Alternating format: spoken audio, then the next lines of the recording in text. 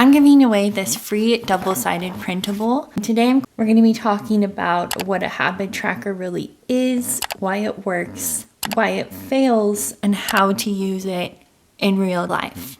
A habit tracker is simply a visual log of repeated behaviors. Instead of trying to remember whether you did something, you're externalizing it and you're tracking your progress. In 2009, researchers published a large review in the Journal of Health Psychology. They analyzed dozens of behavior change studies and identified which techniques were most strongly associated with successful behavior change. One of the most effective techniques was self-monitoring, meaning people who tracked their behavior were significantly more likely to improve it.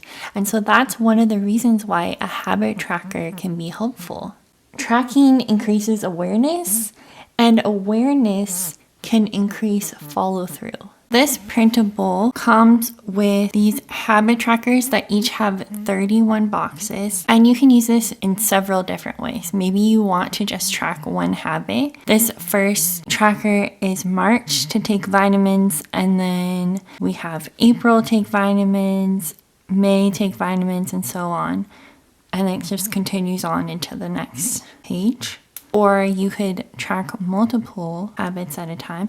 Maybe this column is dedicated to taking your vitamins, but this column is dedicated to wearing sunscreen. There are 2 boxes that are grayed out so that you have 31 boxes total. But during the month where you don't need 31 days, then you can just gray out a box. If you're working on 4 habits, for example, you could put all 4 habits here for March and then keep going as the year progresses. And maybe throughout the year, you want to change what habits you're tracking because you no longer need to remind yourself that you need to complete that task. If you have a ton of habits, you could fit all the habits onto this one page. It's completely up to you. In 1988, psychologist John Sweller introduced cognitive load theory. He studied how much information our working memory can handle at once and found that when the brain is overloaded with too many demands, our performance drops. So working memory has limits. When you try to track 10 habits at once, on top of your work, your life, and everything else, you increase your cognitive load. And when cognitive load increases, consistency might decrease. So if your habit tracker failed before, it may not be because of discipline. It may be because you were trying to do too much at once and you got overloaded or overwhelmed. And that's something that I have definitely experienced before, where I tried to track too many habits and it didn't go well. So let's talk about some ideas for how to fill in the boxes. One idea is to just color in the box. And maybe you want to use color pencils, highlighters, you can use Tombow, brush pens, you can use a crayon, anything that is not going to bleed through the paper that you're working with. Maybe you just want to keep things simple and you just want to use the same pen that you used to write in your planner. Maybe you want to use check marks, or you want to draw an X each time you complete the task. Maybe you want to write the date. So if this is March 1st, March 2nd, March 3rd, maybe you want to put a dot in the box each day you complete something. Maybe you want to draw these hash marks. This is usually what I like to do. Maybe you want to outline the box. Maybe you want to fill in the numbers so you know which box corresponds with which exact date for that month beforehand. And then you want to combine this with one of these other ideas. So maybe that's checking off the box using color or checking off the box using your pen. You could outline the box. You could color in the box. You could use the hash marks with the numbers. There's so many different ways to go about this. So just try things out until you figure out what works best for you.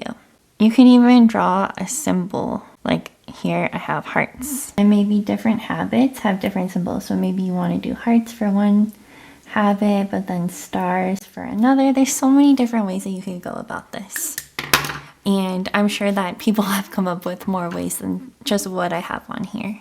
Also, I want to mention that not every habit that we're trying to work on is something that has to be completed every single day.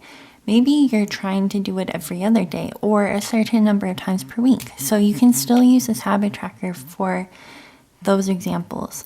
You just shade in with gray the days that you're skipping over.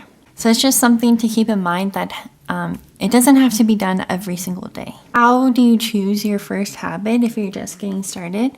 So it's not about choosing the most impressive habit or the hardest one. You want to start with the habit that removes the most friction from your day. So for example, what feels chaotic right now? If your mornings are feeling rushed, you may want to consider starting the habit of laying out your clothing the night before. Or for me, what I do is on Sundays, I make that part of my Sunday reset where I plan out the clothes that I'm going to wear that week for work. Maybe you're trying to get into the habit of walking a certain number of steps per day because your goal is to get up to 10,000 steps in a day and you want to build up to that. So maybe it's walk 1,000 steps per day, and then the next month it's walk 2,000 steps per day. What habit would make other habits easier? So this is kind of like the concept of a keystone habit where it doesn't just improve one behavior, it improves the environment around other behaviors.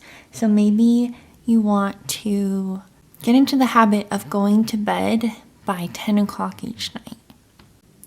And because of that, you end up getting more sleep. And because you're more rested, then it becomes easier to be able to have the energy to build more habits. And the same can go into building a habit around exercise or eating healthy foods, because then you would have more energy to be able to build more habits after that. So to help you get started, I've provided some examples of things that people track so that you can try to brainstorm the habits that you want to start out with. So the obvious ones are health habits like drinking enough water per day, getting enough sleep, exercising. Maybe it's productivity habits, even using your planner if you're new to using getting to the habit of planning every day or every week. You can use restraint habits like no spend days, no sugar. Maybe you want to get into the habit of reading or journaling or completing a devotional each day.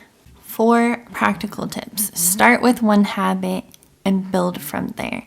Don't try to start out building 10 habits at the same time because you might become overwhelmed and that may cause you to be more likely to give up. 2, shrink it. Make the habit as simple as possible as you can. Make it easy to physically start. So for example, instead of having the habit of working out for 45 minutes, following a structured program, maybe you want to start out with doing 5 push-ups or riding the stationary bike for 10 minutes. It's something that is easy to cognitively conceptualize. For example, in terms of a habit that might be too complicated is if you say something like complete skincare routine, because if there's too many steps in that routine to remember, it might be simpler to just break it up into individual actions. Make it a specific action with a clear completion point. 3, make it visible. Out of sight often means out of mind for us. So that includes making your habit tracker visible, and maybe in some cases that means making your habit itself visible. If you're trying to get into the habit of reading every single day, maybe it's putting your book out in a location that you are often seeing. Expect gradual progress and don't give up when you miss a day. In 2010, Researchers at the University College of London followed 96 participants for 12 weeks as they tried to build simple daily habits like drinking water after breakfast or walking after dinner. And they didn't just measure whether people did the habit, they measured how automatic that habit felt over time. What they found was that habits formed anywhere between 18 to 254 days. The average was actually 66 days. Not all habits take 21 days to complete. Like people will often tell you, some habits, when they're more complicated, they're going to take more time to become habits. So don't beat yourself up when it takes you longer. So expect a gradual progress and don't give up when you miss a day. Life happens and nobody is perfect. So remember that. And if you just keep going and working on that habit, it will eventually become a habit. I hope that this video gave you some ideas for getting started with a habit tracker or building habits in general. For more videos related to building habits, check out this video next, and I'll see you next Saturday. Bye!